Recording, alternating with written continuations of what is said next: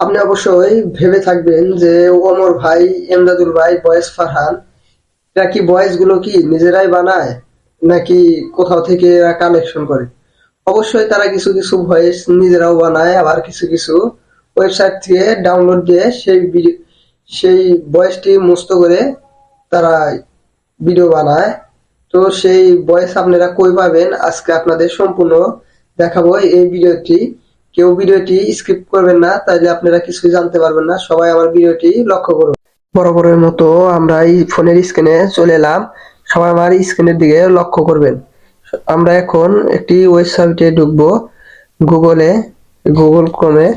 এখানে লিখবো আমরা চ্যাট স্ট্যাটাস বাংলা। আমাদের এখানে চলে এসেছে, সেখানে আমরা ক্লিক করব।